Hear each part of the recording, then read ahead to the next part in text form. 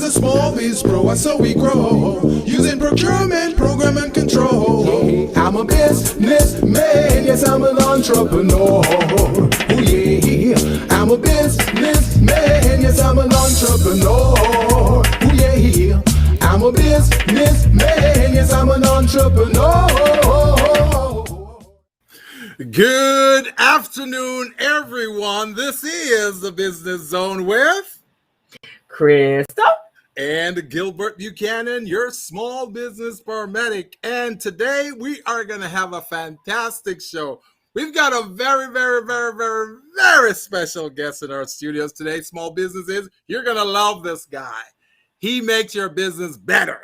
So, Crystal, let's talk a little bit here. What's going on? Yeah, welcome everyone. Glad to have you, listening audience. As you guys are coming in on Facebook, it actually is a little slow today, but I guess you're coming. Everything is good. It's been a busy week. I have two clients. One needing to get her taxes done, next month, October 15th, for the extension. So everyone needs to be scrambling now. And then I have a client, yes, and I literally mean that, scrambling. and I have a client, that is getting ready to, which is kind of exciting, ready to ring the bell at the New York Stock Exchange. So financials in place so that all of that can happen. So needless to say how busy I was this week. It was long hours and very long hours for the last 5 days, and I'm kind of happy it's Friday. That's all Crystal. Crystal, I used to think that I was a cool dude, very cool, smooth. But you, man, you take the cake because you're going through all this burden and all this stuff going on with you. And you're just so cool and smooth, just gliding through there. No one knows that you're going through any of these challenges.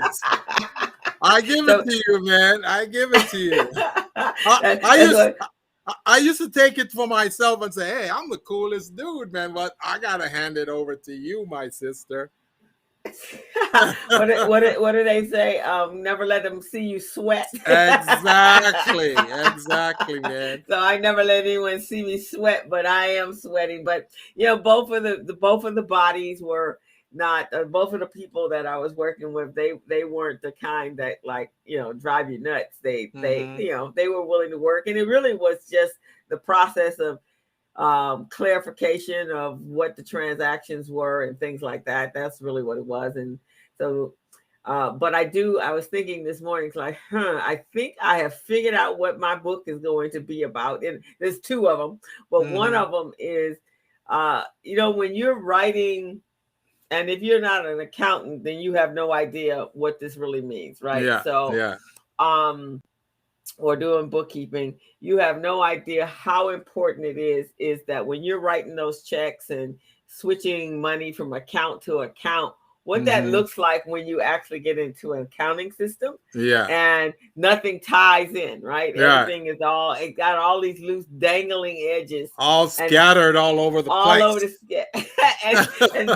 and then for my clients, when it starts to make sense, it's like, wait a minute, did we count something that's twice as income because they didn't do the natural transfer it to another bank, or let the person that's working on your books know that it was just a transfer. So now it's doubled up the income, which means now you may be double dipping when it comes to taxes and the bottom line. So have to make sure you're going in and clearing out all those things that could be considered duplicates and making sure they're in the right account. Yeah. And then the other part I think is most important is as the owner of the business, especially the ones that are not taking salary, which most sole proprietors don't, but they take money from the bank, right? From the business, right? But it's not clear. It's not a clear line like transfer into my own bank account or write myself a check into my bank account, and none of my personal stuff is commingled with my business stuff. You know, I think I've said this over 1,000 times to our small businesses, but I don't think they're listening. All the small businesses, I'm going to say this again, and hopefully you guys will listen. Maybe some of you will hear me. Some of you will listen, and some of you will hear me. And for the interest of my co-host, Crystal Mitchell, who, when she gets with you, she can't figure out whether you get paid, you pay yourself, or you're not paying yourself. If you're a sole proprietor, you want to do what we call an owner's draw. So you got to pay yourself on a monthly basis, write a check to yourself, and on the check in the memo column, you write owner's draw. So then when Crystal looks at your accounting records, she will know if you did pay yourself or not. Okay? Owner's draw, folks. Owner's draw. That's what we call it. Hopefully that will help, Crystal. Yeah, thank you very much. But it's very, very important because and it's not just me. It's really not me at all. It's the IRS. The IRS, your bookkeeper, your accountant, your CPA, whoever's looking at your books, any of those people are going to have some questions. And if they have some questions, now we got some issues. So it ain't just me. and just remember, small businesses, you have to pay yourself, because if you don't pay yourself, the IRS is going to say, okay, so how do you live? How do you live? You're not taking any money for yourself. How do you live? How do you pay your bills? Right, exactly. And so that's what's important, is to make sure that you don't leave any confusion, and they can see clearly what is what and why and all those other things. So it's clarity, not for just me, but it's clarity really for you. So that if you ever have to go, if you're ever going to be audited, that there's a clear line to that. So Crystal, I want to give a shout out to your logo in the background, the brand new logo for the Business Zone. So tell them a little bit about your logo. Isn't that beautiful? That's wonderful. It took some effort, guys. One would never think that getting the Business Zone logo is about as simple as you can get. It's our name, some headphones, and a microphone. You do not know what it takes in order to get your name, your microphone, and some headset. It was like building the White House, right? It was intense, but we did. It's beautiful, and it fits, and I can work around with it on our. And then the other thing in the background, so you guys can't see me because you can see me, but if I move, you can see me. But you got me, but you got Gilbert. But the most important thing is what's in the little cell phone cover there, and that is going to be our new segment, and it's going to be turning your business no's into yeses. So we are excited. We're going to be creating and crafting that. That's going to be businesses are going to be do an assessment, and we're going to find out exactly what is not on point for you to move your business to the next level. And then from there, we're going to help you turn those no's, if that's what it is, after you take the assessment, into yeses. But we're not going to just be doing the coaching just arbitrarily on a Zoom. We're going to do the coaching here on live, and then we're going to invite some of our colleagues, and one of them is out here coming on today, and we're going to have them give us a generic of what they would do in that case situation if we wanted to turn a no into a yes. And so it should be pretty cool. And so at the end of it, you guys will have businesses that are ready to scale and go forward. That's right. So. And our guest that's coming on, he's going to be the third dimension to your business. So right now you've got two dimensions. You got Crystal giving you the bookkeeping, the accounting, the forensics on the financials of your business. Then you've got me giving you the infrastructure, the back office, setting up the business, making sure all your compliance documents are in place, making sure you're certified, making sure that you're ready for contracts, you're ready to be certified. And the third leg of any business this stool has 3 legs, okay? The third leg of any business is the IT portion of your business. And that's Right. where our next guest comes in. He's going to show you guys how to make sure your IT aspect in your business is in order. Make sure you're current. Make sure you guys are scaling properly. You're blocking all the viruses, the unwanted viruses that could pop up in your email. Make sure that your SEO and your search engine optimization functionalities are in place so that your customers can find you and you'll be doing soundly. So that's what we're doing for you here on the Business Zone. All right. And you know what, Gilbert, it's kind of funny because when we talk about the pandemic in 2020, we're still in the pandemic, guys.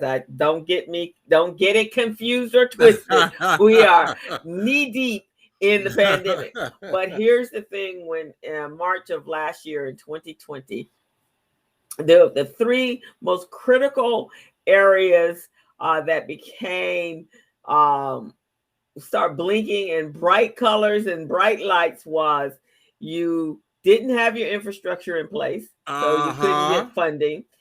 You didn't have an accounting system in place so that you could make sure you could give them the financials. And secondly, you had no visibility online so that people could find you because you no longer were visible. You were no longer in your brick and mortar, or you could not do anything live. So that's why we say that those are 3. And there are other areas, but I think what we saw in 2020 really edifies how important those 3 components are before you even get to your marketing, before you even get to your sales. Because if you didn't have any visibility online, then you were and even if you had a resistance. So one of the things I think for you and I, Gilbert, and I'm sure when Carlos comes on, he's going to be in agreement as well, because we were already comfortable in the space of teaching and training online and had conducted meetings online. It was an easy transition for us. We didn't have to fret. And I personally think the reason why we're doing so much business with everybody in the city is because we were ready to go. That's right. That's right. And you got to be ready at all times. You always want to have that presence, that digital presence.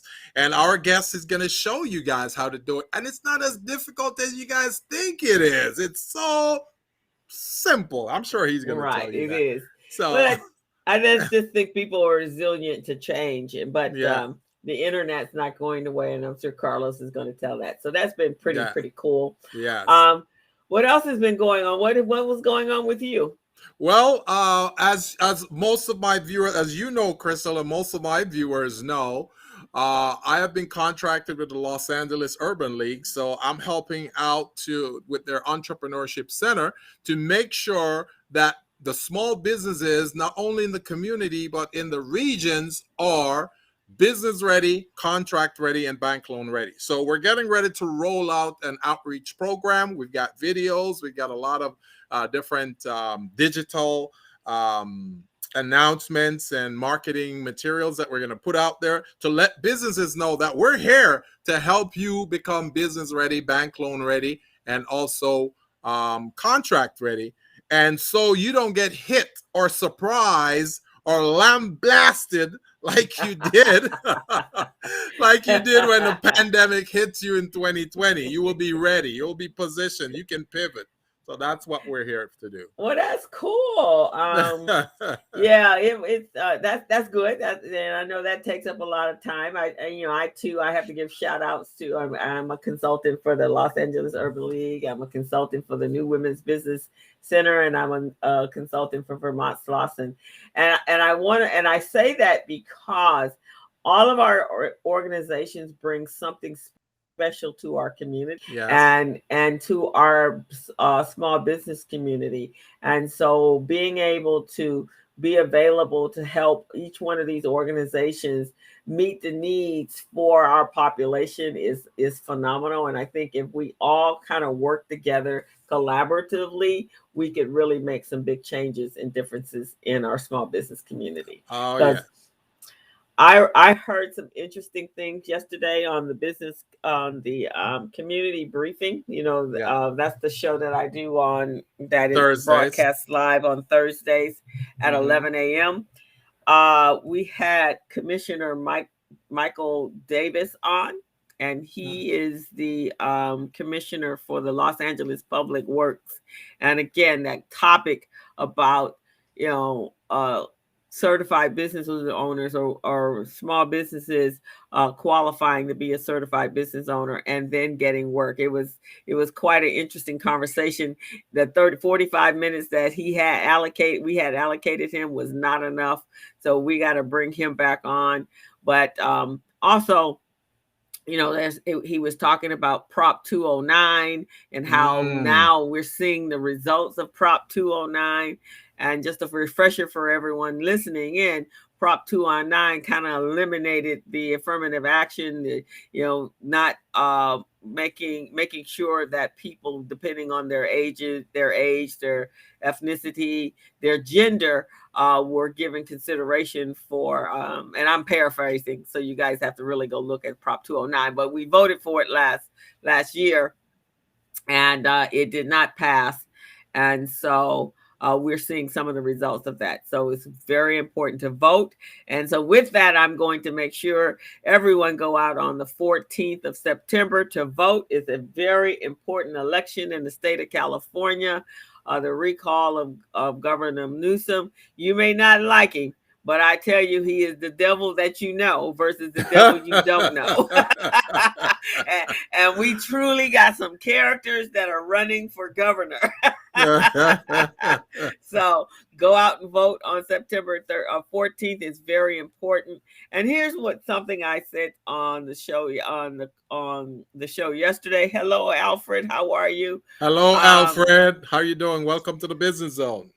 One of the things that I said yesterday, anytime someone is trying to take a privilege or benefit from you, it's got so much value you cannot imagine, because people don't take worthless stuff away from you. That's true. That's true. And so if someone's trying to remove your right to vote in, I don't care what election and what state you're in, there is a very valid reason, and so everyone should vote and make sure that you have some say-so in what goes on in your life. So that's important, especially to the small business community. There were a lot of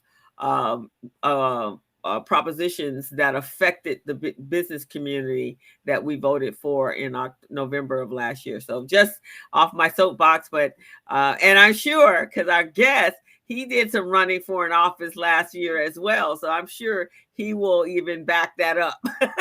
So I was just going to say that makes a great segue to our next guest.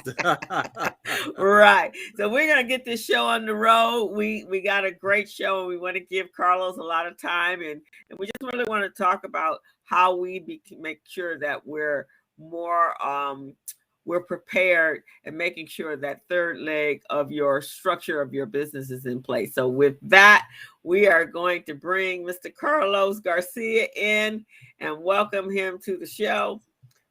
Hello, Carlos. Hey, how you doing? I'm in the third dimension, man. You're in the third dimension.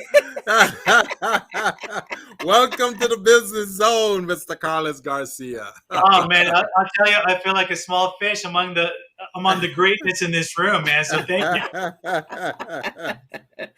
Well, I think, Carlos, we all are on the same page, just trying to help our small business communities be successful. And you and I both know, and Gilbert knows, since we all worked we've worked kind of in the same space together for a long time, that our small businesses need help, lots of help. Yeah. Absolutely. And I really love how you guys really broke that down into the three categories. The finance, the the structure, also getting everything lined up in the back end and the back office as well. And the missing piece, we always forget too, is just the infrastructure. That's also super important, because you can't have the infrastructure without the finance, without the actual game plan and all of that. It just doesn't make any sense. So I'm sure I speak for a lot of folks that we appreciate everything you guys are doing for the small business community as well too. So all right, and we're going to make an official announcement right here on the air today. Mr. Carlos A. Garcia, the official owner, president, CEO, CFO, CIO of F.Y.I. Technologies, will be our ongoing resident expert on the show. So every other week, he will be here to help you small businesses figure out the IT, the digital areas in your business, and give you some pointers that will help you to become more successful. So, Mr. Garcia, hey, you are it. I am humbled and nervous at the same time, man. I don't know. It's no different than your show. Tell us a little bit about yourself, Carlos, and what what your business is about and what you focus on, and I know I'm not sure. Well, congratulations on your running last year. That takes a whole lot. I know it's a lot of work and a lot of effort. But again, that's how we make changes in our community, is having a voice at the table and a seat at the table where you can make change from, because both for us, for both our communities, it's about the policy. And sitting at the same table, knowing what the discussion is that's pertaining to you. That's what I have to say. Tell them a little bit about that, Mr. Garcia. Tell them a little bit about that. Well, I'm going to touch on that. So just briefly, before running and all of that, my beard used to be all dark. Now, after running, I don't know if it's coincidence or not, but here we are, right? Right. I will tell you that you guys have known me for a long time. I've never was or am in the business of politics. It's always about me, always giving back to my community, nothing more, nothing less. Getting involved. It's what I teach my students. It's what I teach my kids. You want to make a difference, get involved. Very simple. And I think that the more involvement you have, the more educated you get in the community, some of the things that are going on in your community, the more you can lend a hand. It's easy to sit back behind a keyboard and be a keyboard warrior, complaining, doing this, doing that.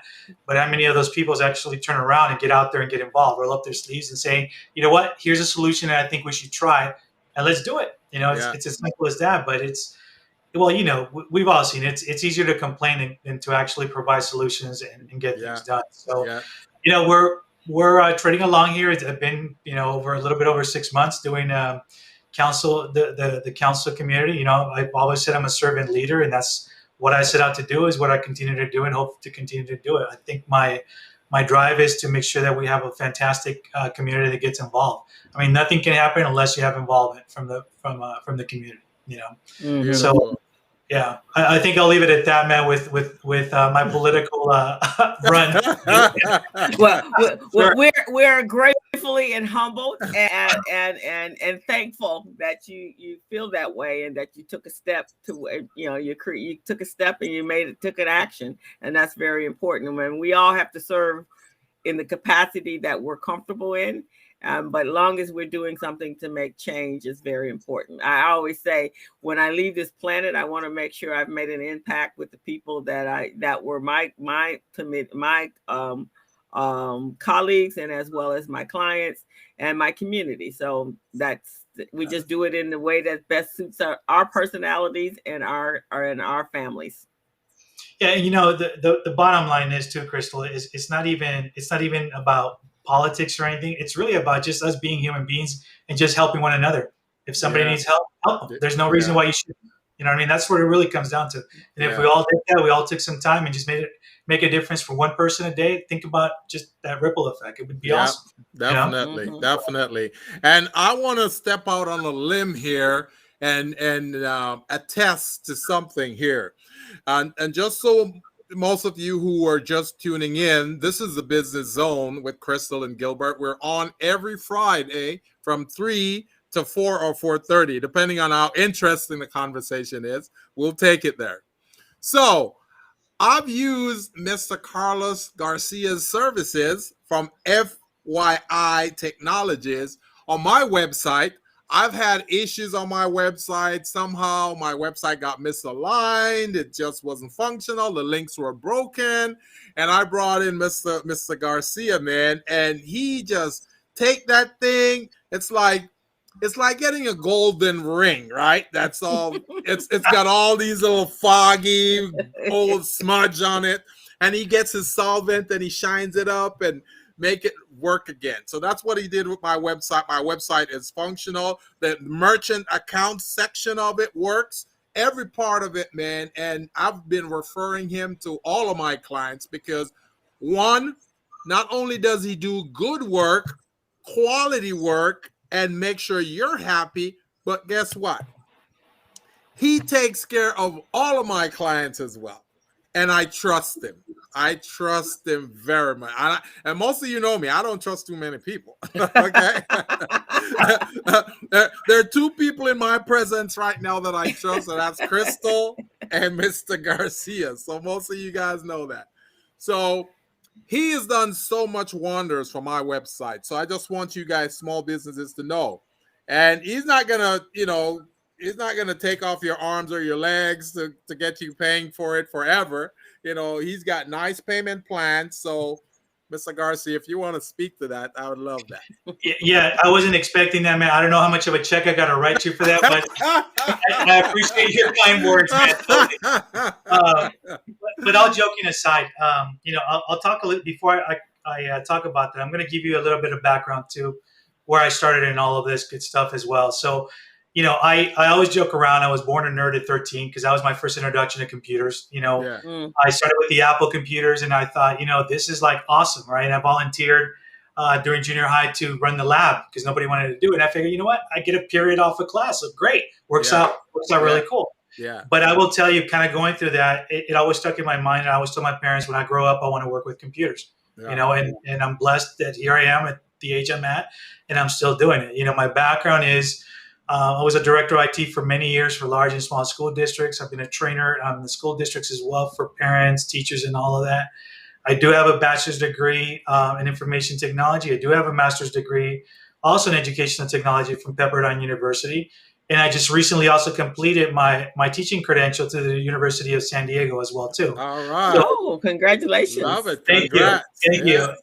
And I'm sharing all of this. It's not because I want to brag, but it's also letting your listeners know that this is my passion. This is what I love doing. You know what I mean? And I do have the experience. I do have the training background behind it. So it's not like you're hiring, Uncle Joe who likes to sit around and tinker with this, and that. This is actually legit stuff that we get going. And it's one of the things that you mentioned also, which leads me back to you, is, we've known, all three of us have known each other in our professional capacity. And when you refer, and we're very grateful that you refer us all of the clients, because we're going to treat them the same way we treat our own family. Your family to me, and the same thing with Crystal, and whoever you refer to us, it's always an extension of you guys. That's what we're also very careful who we take on as a client, because we want to make sure that we do a top-notch job, basically, to extend that professionalism that you guys offer when you're giving us the clients and entrusting us with your clients as well too. Yeah. So yeah, it's definitely, specifically if we're gonna, I know today's topic is embracing technology, and it's a little scary. We all know, right? Technology when it works is great. When it fails, it's our company motto: if technology makes you cry, call F.Y.I. Right? It's as simple as that. It's reality, right? Most people, and I will tell you this from experience, even back in education too, working with teachers. There's that level of fear when you're giving somebody a computer, you're giving somebody a program for the first time, because what's the first thing usually in their mind? What happens if I break it? Well, if it breaks, we fix it. Simple as that. But the whole point of it is jump right into it, get over that fear, and you're going to find out pretty soon that you're going to do some amazing things, for sure. And talking about websites, one of the key things when we're looking at this, and this is a few pointers that you guys may want to take down, those that are listening, is make sure you find out where all of your where do you have all of the pieces to your website, right? And I say pieces because what I found over the years, and even currently, is that you may purchase a domain name from a certain company, and then you have it sitting there for a while, and then you forget that you even have it until it comes time that you want to use it. Part of that is also making sure that you always keep your logins in a very safe, secure way. I don't mean post it on your computer in the office where everybody has access to it. No, because that's another thing that we can talk about, security and all of that good stuff. But when it comes to websites, make sure you know where your website domain is, who has it, who owns it. The other thing I want to tell you that you have to be very careful that I'm finding as well too is there's a lot of folks out there who are great at what they do, but there's also the other half of that too that you have to be real careful with, right? So if you have folks that are purchasing your domains for you, make sure that you actually own the domain and they don't own it, because part of the problem also is that when it comes time for you to change providers, guess what? Your web domain or your domain is going to be held for ransom. So it doesn't really matter, and all of a sudden what could have cost you a couple $100 or whatever, now it's going to cost you thousands for you to get it transferred over. And even then, I've seen that it's not guaranteed as well because, again, you're not dealing with really, full honest folks as well too. So that's one of the key things that I've seen lately that folks need to be aware of. And if you can have one place where you can host everything, you can have all of this, better, because at the end of the day, as you're building a site, and if you have this little component here, component there, this person's doing this person doing that, when something goes wrong, what's the first thing that happens? It was him, right? Or it was their stuff, or whatever. So there's really, and you kind of go around this circle, and it's crazy, but you can spend hours on end and never get an answer because so and so is saying that no, my portion is working, it's yours, and you kind of keep going back and forth with this too. So we try to make sure that we educate folks, making sure it's when you're going to do something, let's plan it out correctly and not do this piecemeal stuff that's going to come back later on and just create just this massive headache for you as well. That is great information, man. That is great information.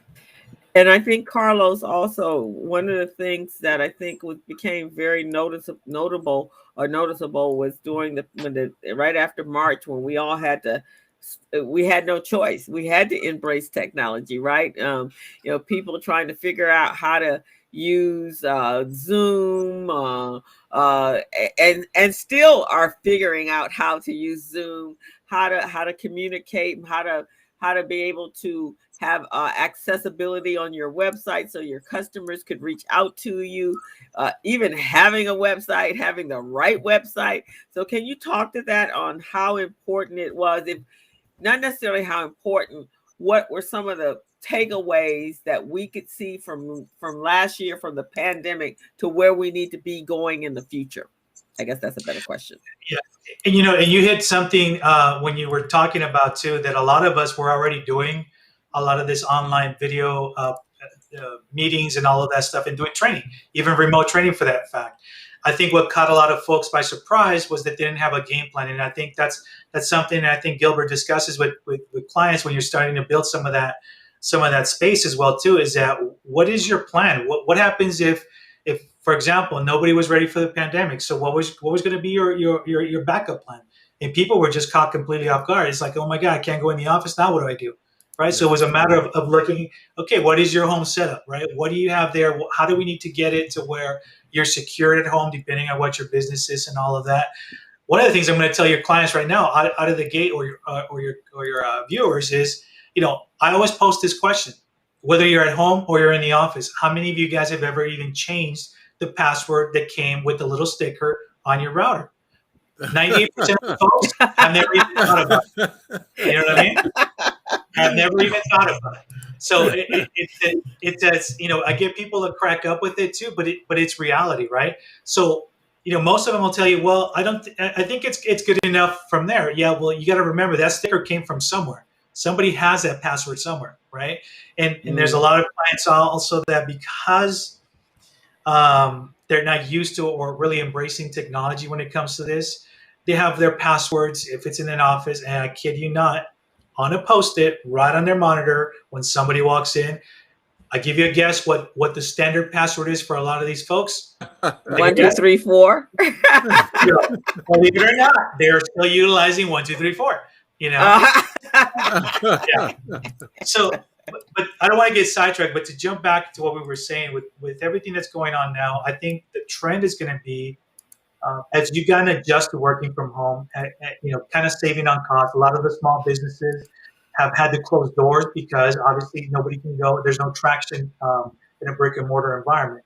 So I think a lot of what I'm seeing now too is more of a hybrid model. There's some folks that are going to be working in the office on a couple of days. Some folks are going to be working remotely as well too. There's other businesses that I've seen that are completely gone mobile, working from home. There's no reason to have that overhead anymore in a brick and mortar business when I can have the same level of support remotely from home as well too. So those are some of the clients that I've actually seen. There's still a lot of struggle because again, it's a new way of doing business, right? Yeah. You don't really know what am I going to need as far as like an internet speed, right? What's acceptable, especially like right now, if we're doing a live stream, we've got all three of us going, but for the average user who doesn't really have high-speed internet, this would be like dial-up, really choppy. Every third word you're going to hear what we're saying. Yeah. So these are the things that sometimes we take for granted that we don't know until we have to utilize them, and we're pressed for time on doing them too. So. Yeah. And in fact, I'm sorry. Go ahead, Grisco. Go ahead. In fact, when I first started, because there's 5 people in the household here, and we all are on internet, and we have like 3 different types of. We got AT&T, we got Spectrum happening, and DirecTV. We have all of those going on. But I had to, and I think this came as a recommendation from Gilbert. Via you, Carlos, without you knowing it. I had to go out and get a router, and finally I got it straightened out. And here's the thing. So I was even willing to go, and we don't know these things until we don't know these things, right? Yeah. Well, mine is very similar to that.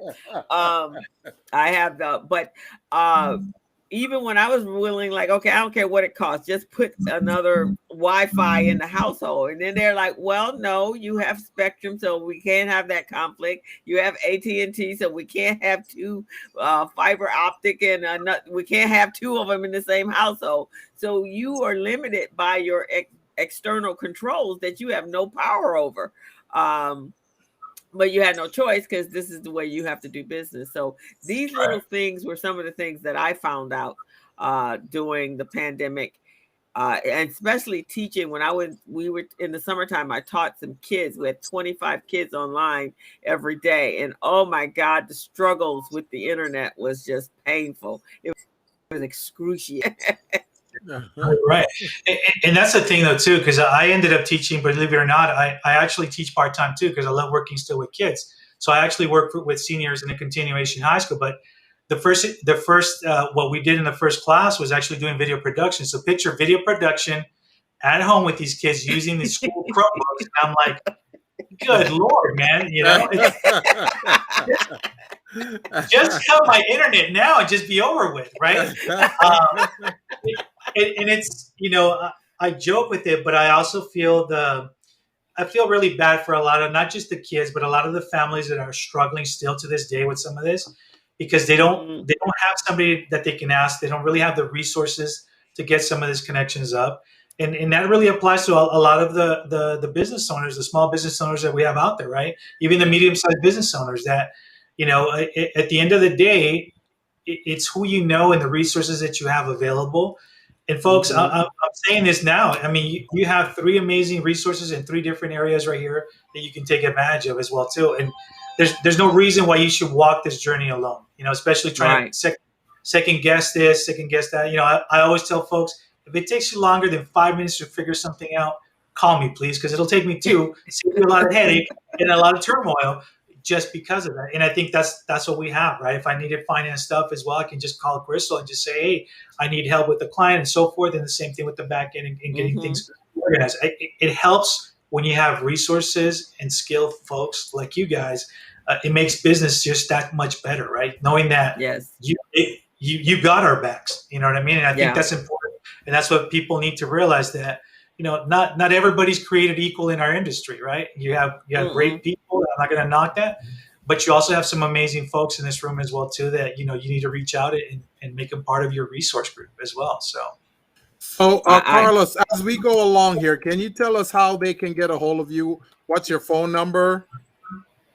Yeah, actually, if you guys want to put my website on there, it's FYItechnologies.net. And if you're Okay. watching, folks, you guys can reach me at 562-413-1413. Okay, 562 Yeah, 413 413 1413. 1413. Perfect.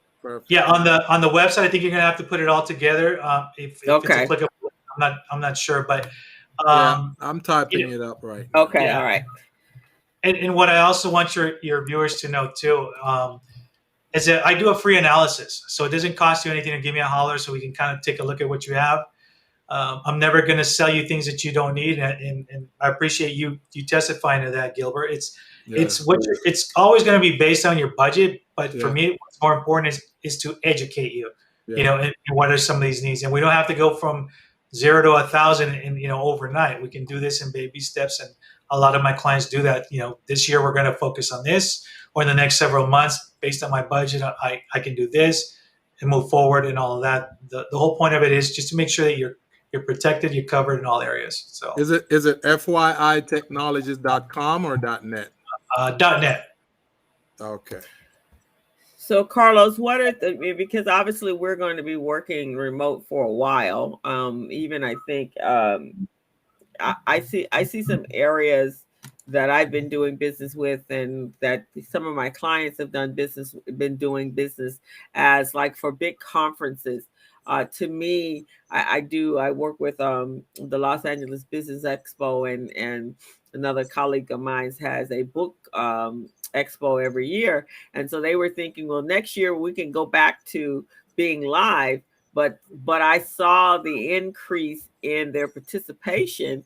And my thought was, why go back live when it gives you such a broader exposure to do online conferences and cheaper? So what are your thoughts on what that future looks like? I think, there's two sides to that. One is that because a lot of folks, and I'm going to be honest, including myself, we've been locked up, right? Because of this virus, not enough. Up until just recently, we starting to go back to the face-to-face networking. It feels good to be out and about. You know what I mean? It's always nice to be able to talk to folks, face-to-face, see them eye to eye. And that's still great. But you're right. The flip side of that is also when you use the virtual environment, when you're online, the outreach is just massive, right? It's global.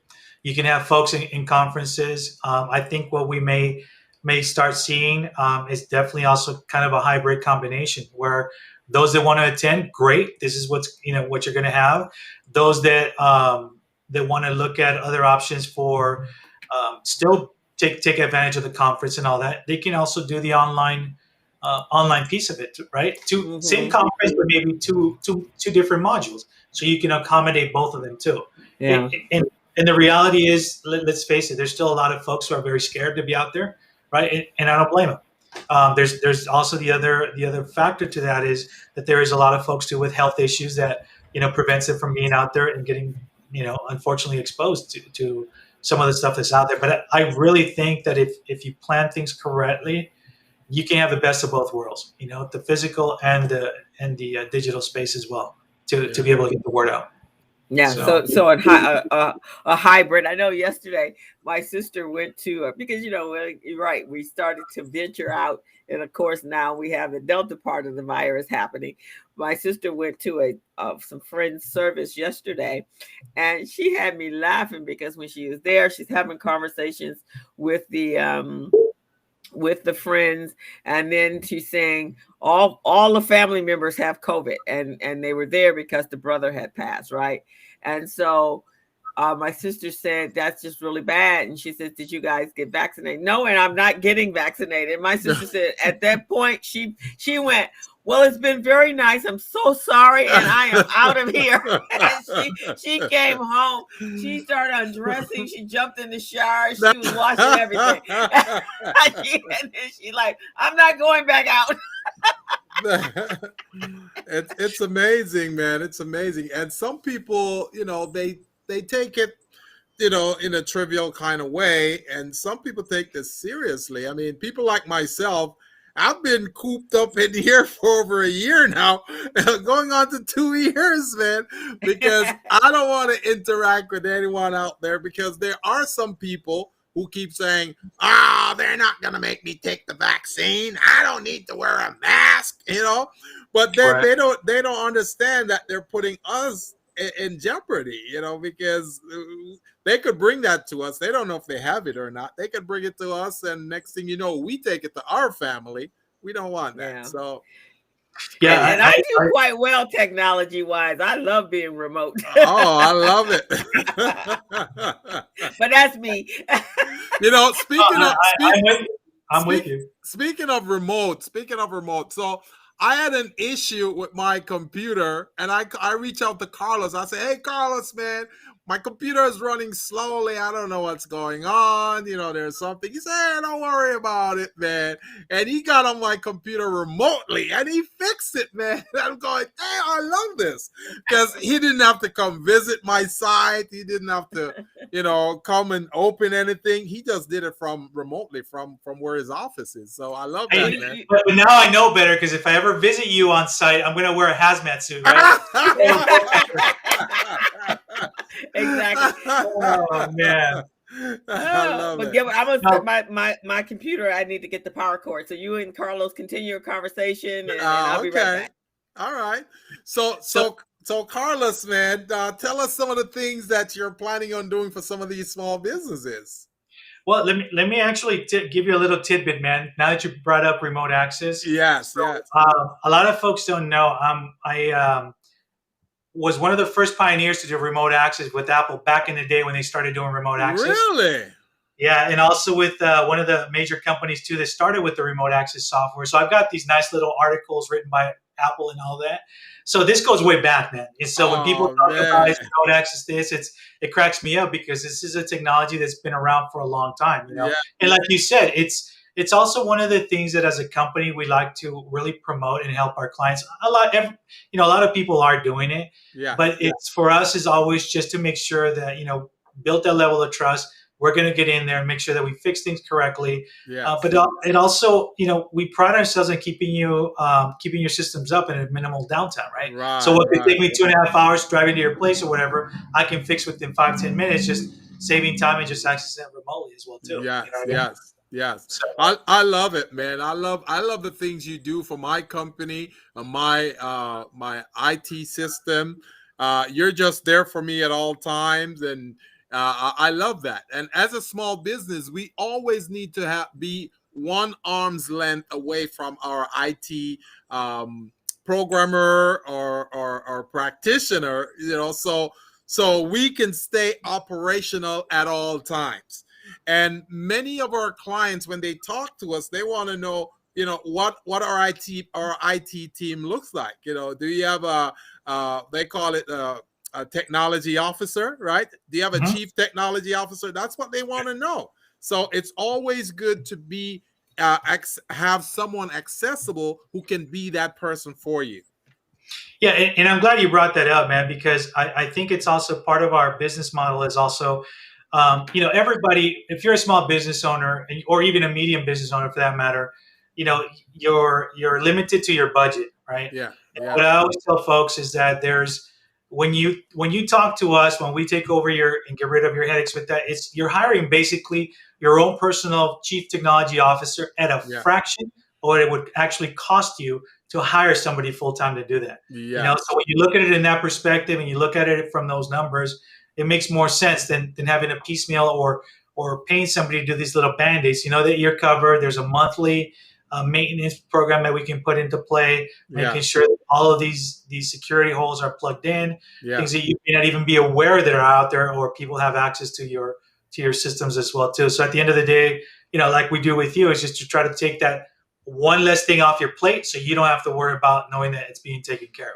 Exactly. And believe me, I don't ever want to think about that part. So that's why I hand that over to you. Should something come up, technology wise, I say, hey, Carlos, man, this is your baby. Take this. You handle this for me. And at least I don't have to worry about that side. No, and it goes vice versa too, man. When it comes to business decisions, planning, some of the stuff that a lot of us are not aware of. Yeah. That's where your expertise, that's where Crystal's expertise comes in, because yeah.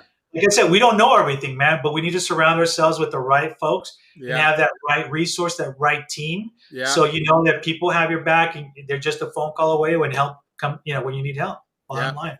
And I want to re-emphasize this to our listeners again. You are listening and you're watching the Business Zone with Crystal and Gilbert, and our very special guest here is Mr. Carlos Garcia, owner, CEO, CTO, which is Chief Technology Officer of F.Y.I. Technologies, okay? Want you guys to know that. Now, like we said earlier, in your business, you want to have that three-legged stool that represents your organization. You want to have a bookkeeper / accountant or a CPA if you can afford it, right? You want to have that as one of the leg of the stool. The second leg is going to be your back office and infrastructure person, the person who can help you to make sure all your business documents are in place, you are compliant, and everything is at your fingertips. You can access them in second. And the third leg of the stool is your IT aspect of your business. That's where Mr. Carlos Garcia comes in, because he helps you. Now, those three legs of the stool is tied together by what? The seat. You know what the seat is in this case in your business? The seat is trust. So you can trust all three of us, and we're not just putting it out there just to say, well, maybe you can trust us. No, this is people who work with us. They can vouch for what we do. They vouch for the fact that we are your issue, your pain is our primary concern. So we make sure that your pain is taken care of, and it's taken care of in such a way that you are happy. And not only are you happy, but we help you to elevate to the next level. So that's what this is all about, man. That's what. You know what? I'm really glad that you brought up the fact of trust, right? So the way we build trust is by those referrals, people that we know that can do a great job and all of that. But I will tell you, and this is also goes along the same lines of trust, what you see is what you get when you work with me, and you can attest to that, right? So I've always said right out of the gate with business owners, and you're going to hear it again here, folks. Some of you may be the first time you're hearing this. Yeah. But what I do, it's not rocket science, right? People, you can do it yourself. What it comes down to is time. Yeah. Do you have the time to spend working on your IT? Do you have the time to spend working on your digital marketing, working on your branding? Yeah. And the bottom line is, if you're a small business, a medium-sized business, you're trying to grow your business. Yeah. You have really no time to do this. And folks that I talk to that decide, well, I'm going to try it myself, right? Yeah. They're spending X amount of time, and they're saying, well, I'm on the internet and I don't even know. I'm on social media, but I don't even get any calls back. And then when you ask them, so how are you really on? What are you doing? Well, I'm posting once a month. Yeah. Well, that's not going to get you anything, right? You're right. So it's about consistency, and the bottom line is, if you don't have the time, that's what we can take that away from your plate, so you can focus on the important things, which is your business. We talked about a little bit earlier about websites. And a website, it used to be like this really important thing you had to have for everything on there, right? Kind of like the cell phone, right? The cell phone in the beginning was really a luxury to have, right? Yeah. It wasn't really necessary. Now it's become a necessity, right? Yeah. Well, a website's the same thing. It's almost like your digital print, like your own business card. If you don't have a business card and you're a business, then you're in trouble. Yeah. Although the exception to the rule is you can now have a digital card, which, okay, I'll let it pass for that one. But the point is, right, you have to have something that you may not ever, you may change it here and there, but having a website also makes your business in people's mind as a legit business. Yeah. If you don't have it, it doesn't really make you a legit business. And it's just the way people are grown accustomed to what websites are really for. Yeah. And then the other piece, I'm going to say this very quickly. I'm going to give you guys another tip on this. Those of you guys that are doing, have your websites, take a look at it. Make sure that your content it's not stale. Make sure that there's stuff in there that's not back from 1997. You still haven't changed it. You know what I mean? Because there is stuff like that as well too. And sometimes there's that old saying, less is better, right? And people don't understand. Sometimes they want to put their whole life story on a website. Well, it's like, so what's the point of me? What's the point of me trying to call you when I already have all the information I need? You know what I mean? Exactly. We have a couple questions. Alfred says, if you see someone, well, first of all, Alfred made a great comment earlier than that. And he said he enjoyed doing his business. He has a global international business. But when he was forced to get online, he began to really enjoy his business more. Because you're seeing a different aspect of it. And so he starts seeing and enjoying it. But he does have a question for you, Carlos. He says, if you see someone else's site and you want to clone the part you like and add it to your site, should that cost you the same hourly rate? So are we talking about just literally copying and pasting from one site to another? Or, so Alfred, that's a good question. So are you like a way a certain site is set up and you like that, or do you actually like all the content and everything? Because I think that's called plagiarism. But right, yes, that's where I'm going. Copyright, all of that stuff as well. See, this is what I love, man. You're already in my head, so you already know what I'm thinking. Yeah, we may want to get permission from the owner of that website, Alfred. We don't want to go there because it's very easy. Just so you know, there are people who are designed to scour through the internet every day to look at other people's website to see if there's information that was captured from their website. And then they try to file lawsuits and all that. A lot of them try to live off those types of things. So yeah, so Alfred said he knows that's not legal. So I assume he means he likes man, the way Alfred. He likes the way a site is set up, and he probably would like some similar to that design. I think that's what he's asking. Yeah. You know, I will tell you this. I've had some recent clients too that say, "Hey, take a look at this website. I want mine to look exactly like this." Well, if it looks like that, then what's the point of you having your own independent or your own unique site as well too? You know what I mean? So you want to make sure that whatever you do, like I said, is consistency.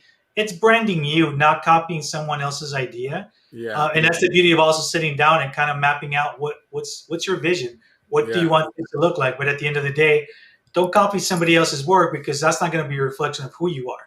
Yeah, also, you know what I mean? Right. So that's very important. So you're saying one should be updating their website, and especially, and that's something I got to work on one of my sites, is making it more up to date. So, you know, in the past, websites were kind of dark, but now it seems the trends are they're more light and they're more white background, more white space, I guess is the term. So what are your thoughts on that? So there's a lot of this has to do in the old way when you were building, like, for example, WordPress and all of that. Remember that a lot of our connections, most folks nowadays are not really going to a desktop to look at a website for the most part. They're utilizing their phone, right? Yeah. This is what you're doing. Yeah. So a lot of the things that you have to take into account now is how fast is your site going to load, right? It used to be also that with graphics and everything, the dark black background or dark red or whatever those dark colors were, it would take a heck of a lot longer. And if you remember, it would do the little skip, right? Slow, this.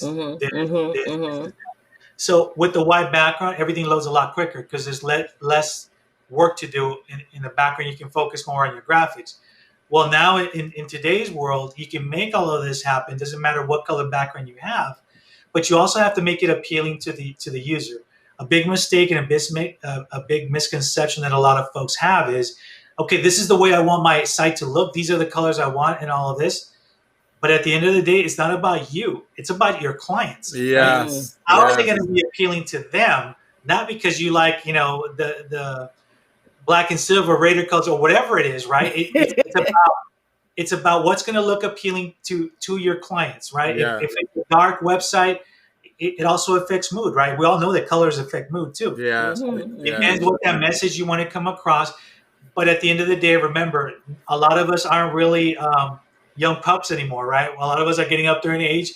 And so it's a little harder to look at things on a phone. It's a little harder to look at things on computer. And if you have a dark background, you have your writing and your lettering, it's also the fonts are in a little bit of a dark background. For a lot of us older folks, man, everything just kind of meshes together and it's hard to read.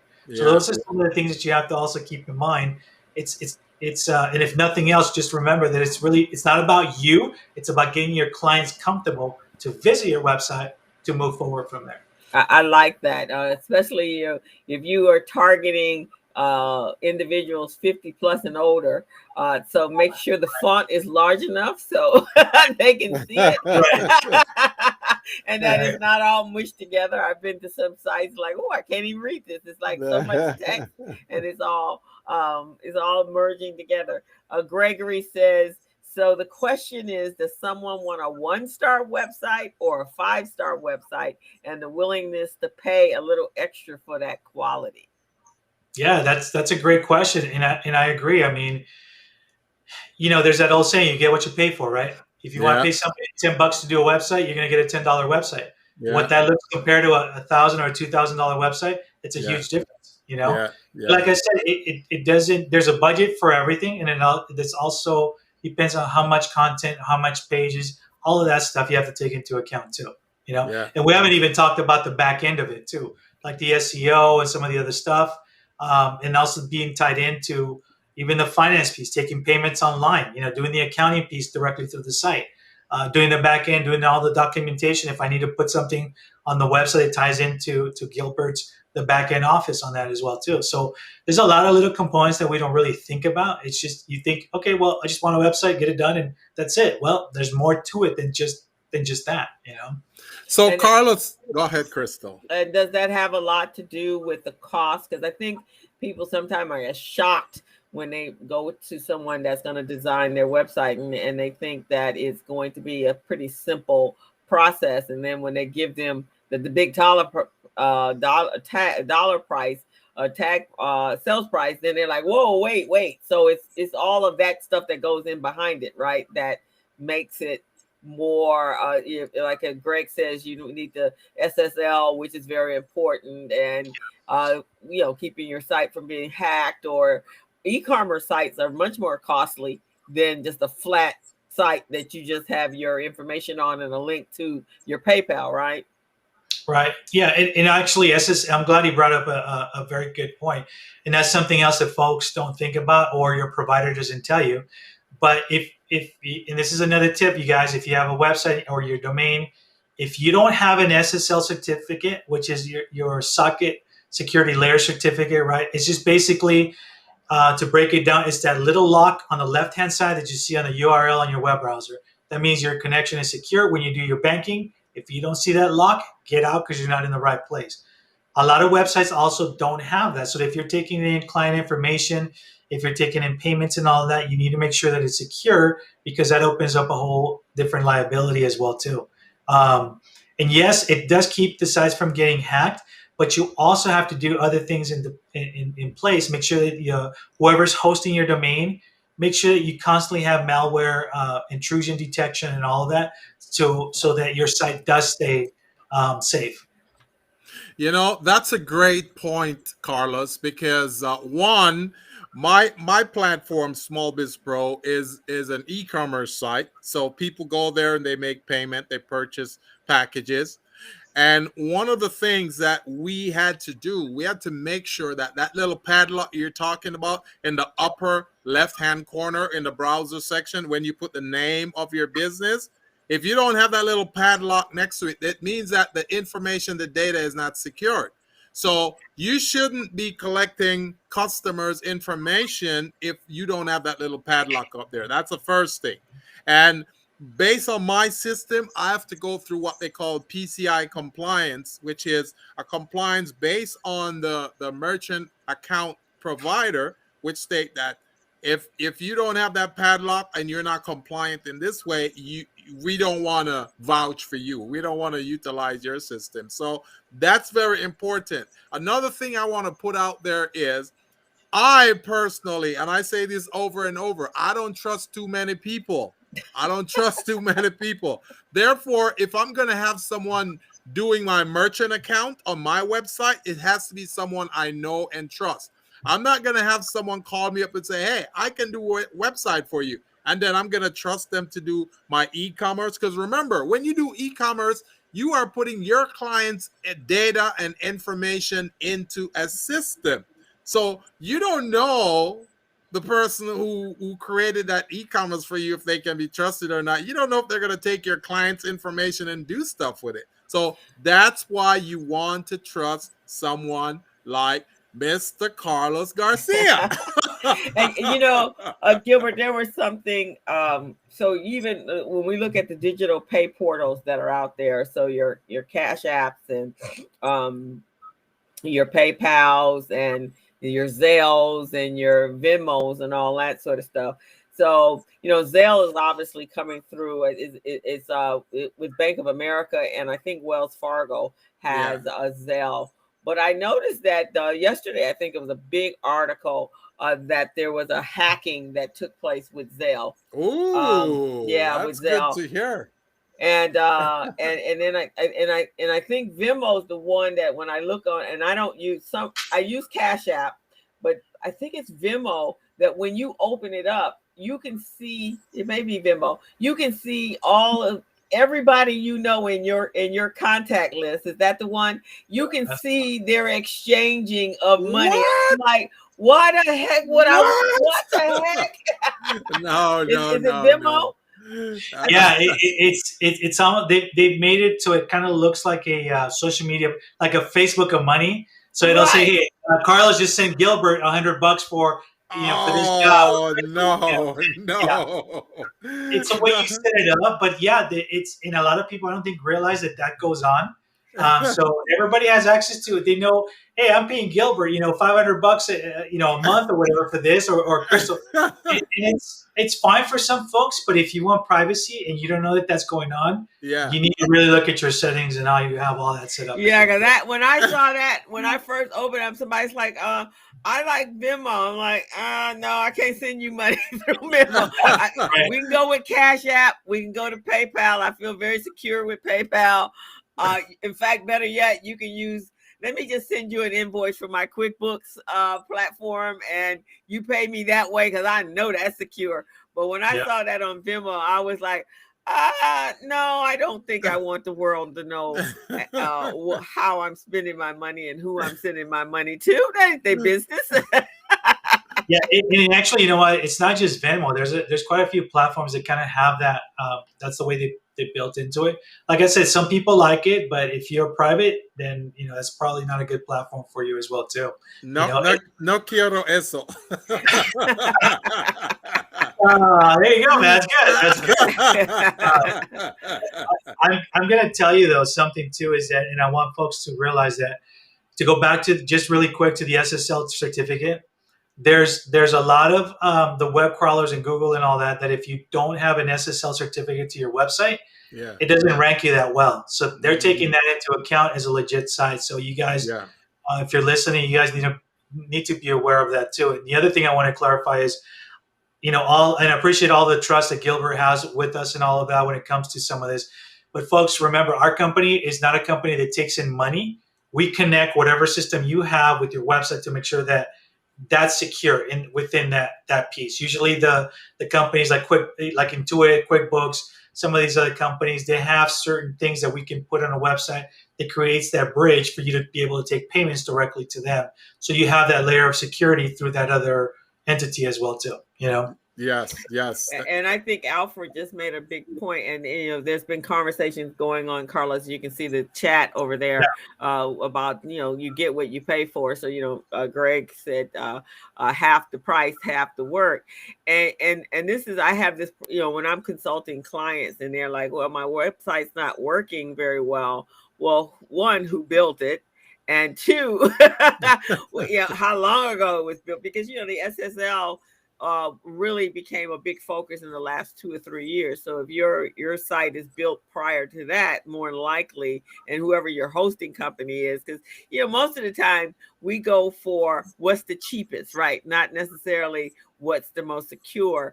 So I think it's very important that since the world has become so dependent on digital technology, that we have to be more cognizant on our end as the consumer to make sure that the products that we're using, that they can protect whatever we're trying to protect. Yeah. Yeah, and it goes back to what we just said, right? About creating that resource group, creating your group that if you have a question, ask folks, because if you may be wondering out there, internet may not give you all of the answers, but it's so easy to pick up the phone, call Gilbert, call Crystal, and hey, I have this question, or text you, than me sitting around for hours not getting the right advice. Or you get, Tom, you get John, you get whoever it is telling you this other person tells you that, and all of a sudden you have about 10 different answers for one question, and you're back where you started. You don't know which way to go. You know what I mean? I think that good advice. Yeah, make sure you have that one person, that point of reference person that can direct you so that you're saving money, that you're not just blowing money. And so many people do in this space, because they create a website, and like you said, Carlos, they're like, I don't like it, and then they get into a beef with the person that built it, because that person probably really wasn't qualified to build it the way you wanted it anyway. Yeah. And then you have to fight to get your codes back, get your access to your back. It's a lot more to it than just asking someone to build you a website. Yeah. And then the other thing is too, and I'm going to say this for the industry as well. There's two ways to the trust factor, right? One is obviously you earning your trust with your clients, and vice versa, because let's face it, also there's that little portion of clients too that want things for free. And when you start charging, or you want them to take it to another level, it's like, oh no.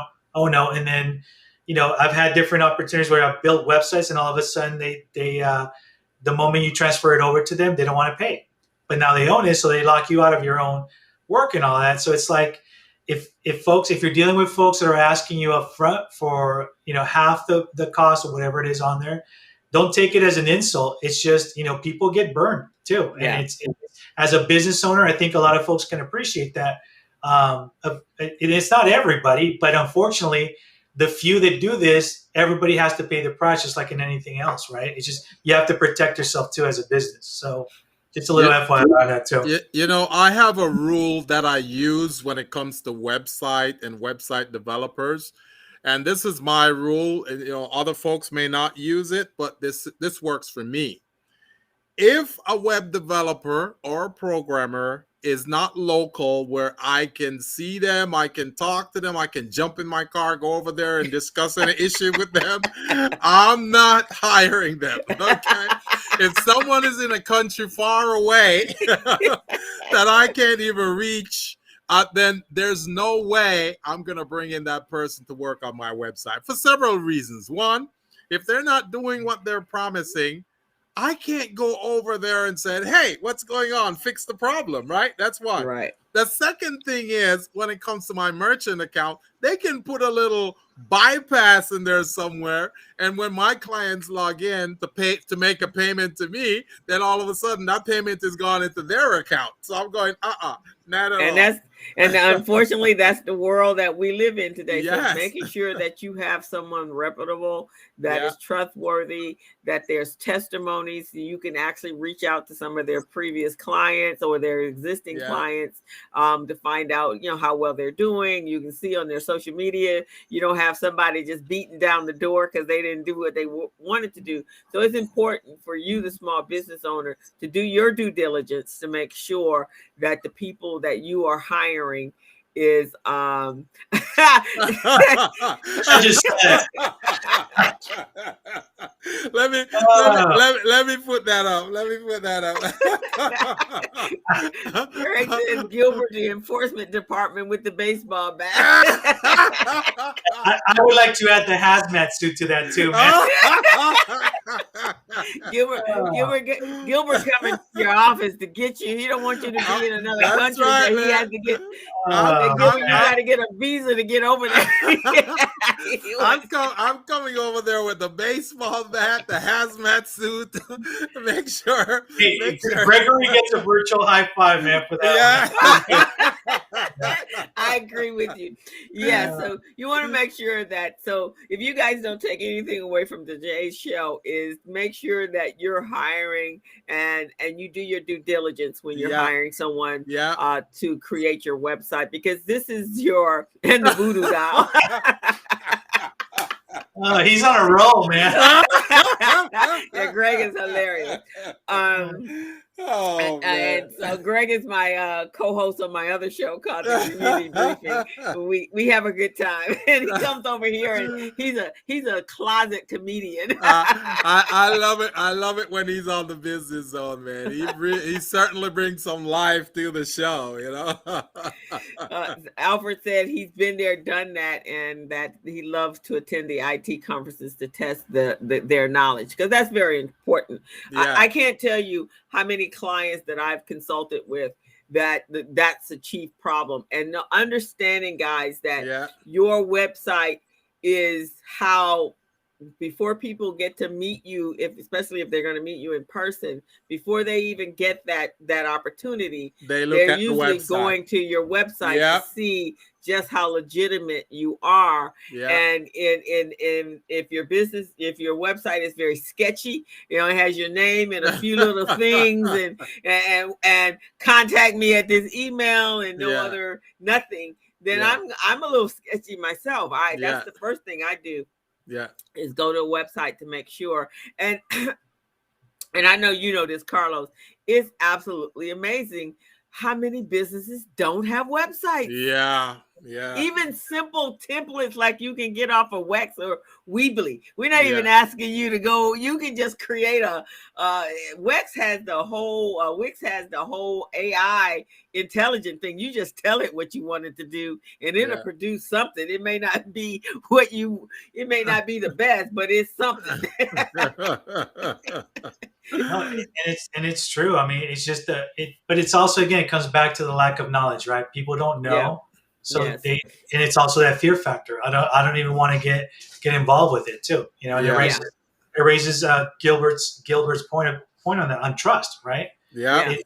If you don't know, and even if you don't have options, right? I may be the only guy, and I may be the shadiest guy coming to you and saying, I'm going to build you a website for $5,000 or whatever. But in reality, you can get it, more cost effective, but it's a matter of who can I trust, who can I call that can refer me somebody who's going to do it the right way. And we all know, man, word of mouth, it's worth, testimonies like that are worth gold, because it's how you really want to build your business. It's how you want to grow organically, people trusting you by having those referrals and making sure that you also do, fantastic work as an extension of that. You know, when I do business, trust is very, very, very important to me. So here's part of my value proposition when I'm working with clients. I do the same thing. I said, listen, you may just have met me and you may not know anything about me. So here's what I want you to do in order for you to feel comfortable working with me.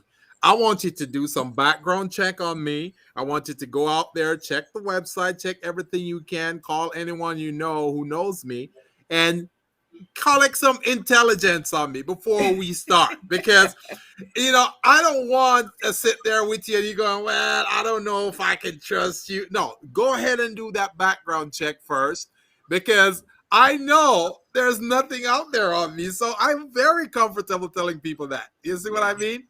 Hey, folks, and I did do a background check with the NSA. I had Google and everything else. Just to make sure he was legit. He's official, man. He's the real deal. The CIA. But now here's the best thing about working with someone in IT, right? So of course they understand the whole SEO and the whole thing. So when you go to put their name in, everything gonna pop up the way it's supposed to pop. At least it's supposed to. If they know what they're doing, then you put their name in your search engine, and you should be able to find them wherever, and you shouldn't have to dig through a needle needle in a haystack to find them. So that right there is your first level of Yep. due diligence. Exactly. Yeah. It's been great, Carlos. So we're looking forward to. So, Carlos, let me ask this question before we start to close down. Are you still doing your show? Yeah, as a matter of fact, I'm getting ready to revamp it again too. I'm definitely hint hint. Some folks are going to be on it that don't know yet. Hint hint. It's coming. But yeah, still doing the show. It's kind of taking a little bit of a backseat just because trying to adjust schedules and all that good stuff as well too. But within the next 2 weeks, you're definitely going to be seeing something out there, and then definitely love to guys have you come on and we can have some more fun, you know. For sure. And then we can cross brand and make sure that we all growing. I think that'd be fantastic. Absolutely. So guys, if you've been tuned in, and you'll be able to catch this show on our YouTube channel, which if you subscribe, you'll get a notification of it. Gilbert, you don't know this, but I actually started, I'm starting, and last week was our first time. I'm replaying the show on Wednesday. So it will be scheduled to go back out on Wednesday. Oh, beautiful. That's why I love Restream, because it lets you do that. That's beautiful. Beautiful. We're gonna have to become a partner of Restream so we can get some revenue back from it. But it lets you do that. So you will be able to catch the show again on Wednesday afternoon at 3:00. And if you subscribe, you'll get a notification and a reminder. So go over to our YouTube channel and hit the little bell and subscribe to our channel. So that you will be notified when we're on air.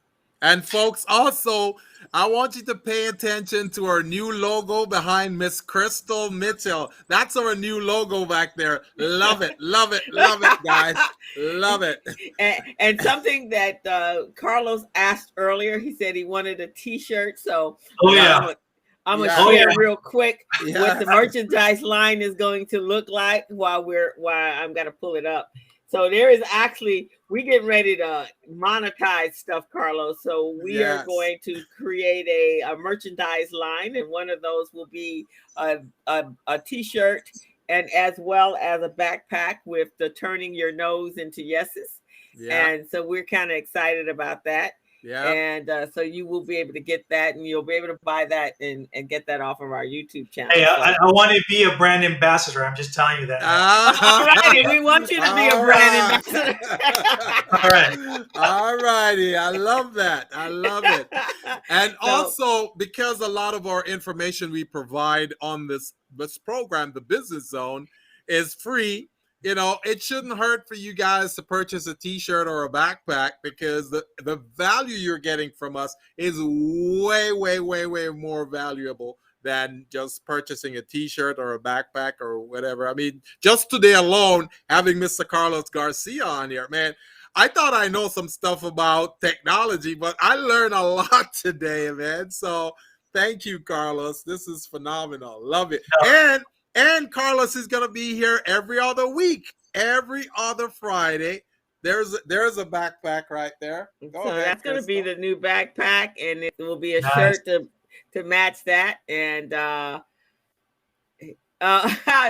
said the Business Zone, helping your business to score. I like that, Greg. That's right. So that's going to be the backpack in that line, and then there will be a T-shirt, both men, unisex, and as well. Men and women. That's awesome. I love that's going to be pretty cool. So we're excited, and we're excited to really introduce this program, because we feel that, you know, we got to be very deliberate about how we move forward in this new world. Especially since it's going to be kind of a hybrid. But for our small businesses, we know we were caught with our pants down during the pandemic. So we want to make sure that they're pulled up around our necks. Never again. Never again. Let me tell you, it was ugly in so many levels, man. Oh, man. But I will say, people are much more humble than they were, because I don't know, both of you guys, as consultants and coaches, your clients don't always divulge everything to you, right? You gotta pull it out of them. Yeah. Now they just come in like, I need money for my business, and this and this is my problem. Help me. Good. So it's been pretty. That's what we need. So they're much more forthwith than they used to be. Yeah. Put it that way. So it's been great, Carlos, and I look forward to next one. So as you come in as a correspondent, you get to formulate whatever it is you want to tell the audience. Yeah, whatever you want to talk to them about, man. I appreciate both of you. We've got a great history together, and I'm always humbled coming on your show. We joke around and all that, but you guys are experts in your professions. And folks, if you are listening, if you're just tuning in, you really need to have both of these folks. Especially if you're a business or you want to start out, you got to talk to Gilbert, or you got to talk to Crystal as well to take care of those finances too. So I appreciate you both and giving the opportunity to be able to talk and share, some of my knowledge with some of your listeners as well too. So thank you. And it's fantastic. So Gilbert knew Carlos before I did, but I knew Carlos because he and I worked on a program with Vermont SAC, and he did the tech side and I did the accounting side. And for me, it was an amazing, rewarding program, teaching young people and giving them a skill set that they could create a career out of in order to take themselves off of social systems and programs. And now they had better control. And the women that were involved in that I taught and Carlos taught, they were so appreciative. And I know I get feedback from many of them, even if it's no more than someone calling to get a reference because they didn't change a couple of jobs and they're moving and scaling up. I see that they're moving up, and for me that was a very rewarding time and some rewarding work that I did, and I shared that with Carlos because, as I said, QuickBooks kind of works hand in hand with Excel, and it really, they get the maximum benefit out of it when they know how to use Excel. So that's what Carlos was teaching them, on how to master Excel, and I was teaching them how to use QuickBooks. So it was a good time for me. I really enjoyed that project. Totally. Yeah. All righty, guys. So thank you guys for tuning in. Gilbert, anything fun and exciting? Everybody, 4th of July. Wow. Labor Day is Monday. Hey, I was just going to say, I'll have what she's having. There we go. I know. I want to go back to the summer, right? She already started the weekend, man.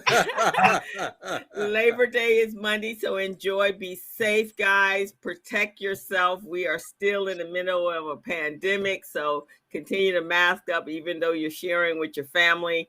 And I don't know, take some time during this time when you're with your family to encourage them to get vaccinated or get their booster so that we can get out of this pandemic completely and safely. Yeah. But have a great one. Enjoy your family, enjoy your barbecue, and just enjoy life. But it does require us being more deliberate than we used to. Make sure you go out and vote on the 14th. Can't tell you who to vote for. Just let you know that you do not want the state of California to become Republican. That's all I want to tell you. I'll leave that one alone, man. I don't know. I just want you to know. That's all I'm going to tell you. Can't tell you who to vote for. But I am going to say vote no. Hey, what's the little disclaimer? The comments on the show are not necessarily the reflection of whatever it is on there. Exactly. Right? No reflection of anybody else. This is Crystal's reflection. Doesn't reflect anybody else, but just know that, again, go out to vote. That's all I can say. It's important to vote. And we will certainly see you guys next Friday again from 3 to 4. And even though we said that Mr. Carlos Garcia is going to be here every other Friday, he may be here again in succession, on a weekly basis. So it all depends on his schedule.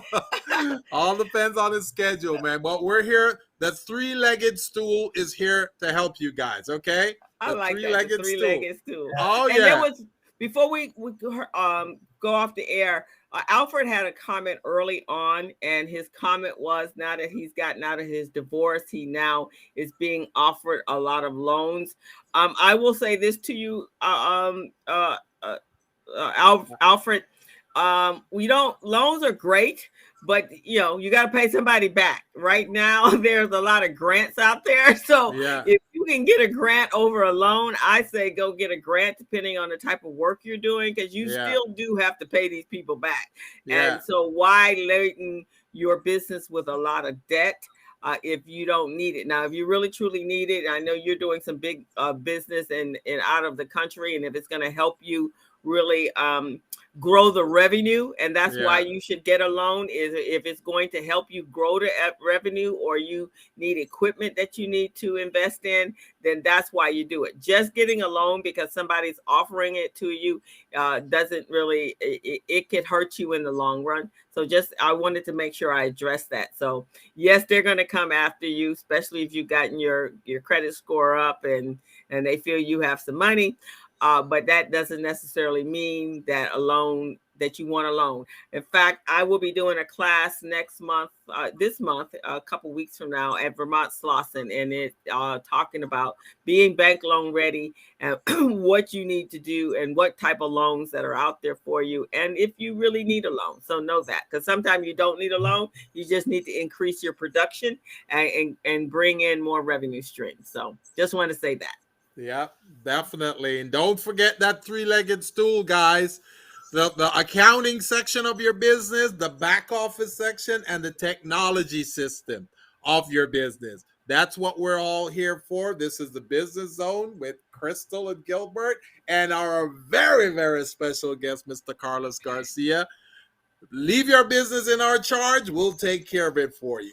Okay. So, Carlos, thank you so much. And we look forward to many more great shows like this. You guys can catch this show on YouTube. And please subscribe so you can get reminders of all of our shows. And when Carlos actually relaunches his show, we want you to tune in and support him and subscribe to his channel as well. We want to thank you all. Greg, we're going to have you back on the show, man, because you're hilarious. It's a baseball bat, right? I'm getting this visual now. My knee, the baseball bat, yeah. Right, exactly. You don't want them fall on the loan that you get from Gilbert. So, I'll come get them with a baseball bat card. All right, Gilbert, you want to take anything O'Leary invited me? Alfred, and so hopefully that answered your question, Alfred, and we will see you and hopefully Mr. Gregory next week. And you guys have a great weekend. And Carlos, thank you, Carlos. Week. You're the man. Appreciate you. Thank you both. Again, I'm humbled and I appreciate you guys giving me the opportunity to share with everybody too. So and we see your private chat, so we'll talk to you. So Gilbert, you want to take us out, Carlos, or you can hang back, but Carlos, sure. Gilbert, take us on out. Yep, we're. As a small biz pro, so we roll, using procurement, program, and control. As a small biz pro, so we grow, using procurement, program, and control. I'm a businessman.